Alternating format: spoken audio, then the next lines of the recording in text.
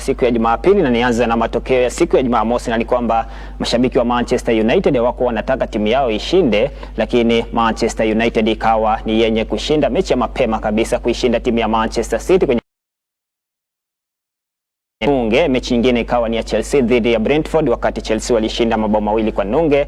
Leeds United nayo ikaishinda Fulham bao moja kwa nunge. Liverpool ikatoka sare ya kufungana bao moja kwa moja dhidi ya Burnley. Sunderland nayo ikawa ni yenye kuishinda Crystal Palace mabao mawili kwa moja. Tottenham masaibu yao yakawa ni yenye kuendelea baada ya kushindwa na West Ham mabao yakiwa ni mawili kwa moja.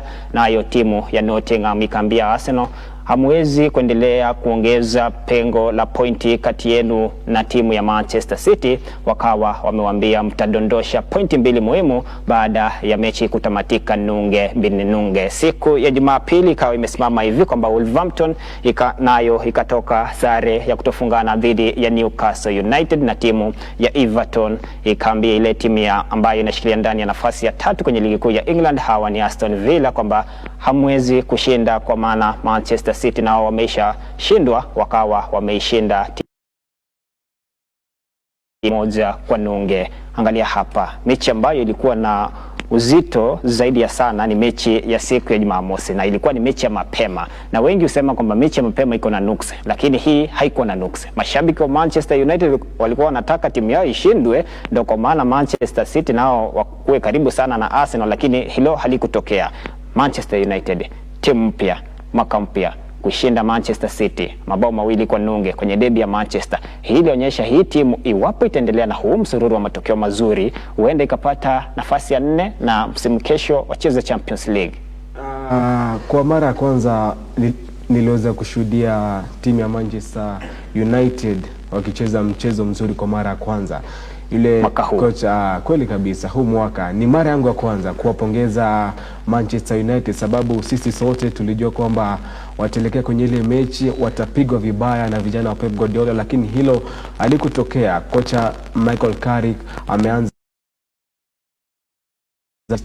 United kama kocha wa kushikilia hadi mwisho wa msimu, na kwenye ile mechi ni wazi kwamba kocha Michael Carrick alijiandaa au aliandaa kikosi kizima vizuri zaidi ya kocha Pep Guardiola. Kocha Pep Guardiola ni kwamba tu alikuja kwenye ile mechi kufanya ile experiment, sababu hatukutarajia timu yake ionyeshe mchezo ambao tuliweza kuona. Alikuja tu pale kama tu sijui alifikiria nini hiyo siku, na pongezi kwa miamba au mashetani wekundu ambao vilevile ni miamba wa soka duniani.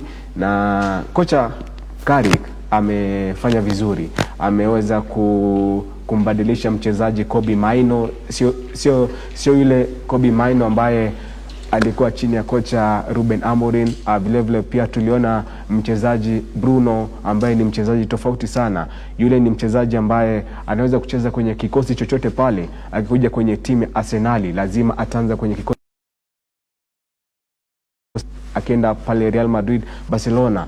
Yule Bruno ni mchezaji ambaye nahisi ndiye ambaye alibeba ile timu ya Manchester United, bila kusahau ile backline ya timu nzima ya kocha Michael Carrick. Kwa hivyo walifanya kazi nzuri sana dhidi ya kocha Pep Guardiola, kocha ambaye sisi tulijua kwamba atampiga mwana Manchester United, na iwe tu ndio mwanzo mzuri, isiwe kwamba amempiga kocha Pep Guardiola kisha baadaye tunaona kwamba akipatana na zile timu ndogo anaanza kucheza kweli kabisa. Kwa hivyo hiyo tu ndio mwanzo mzuri, aendelee hivyo, au timu nzima ya Manchester United iendelee hivyo hadi mwisho wa msimu. Wakiendelea hivyo watakuwa na nafasi nzuri ya kumaliza kwenye timu 4 bora, sababu they have to finish kwa ndani ya zile timu 4 bora, sababu hawachezi kombe la FA, hawachezi kombe la Carabao, wanacheza tu mara moja kwa wiki. So they have all the reasons to finish inside the top 4.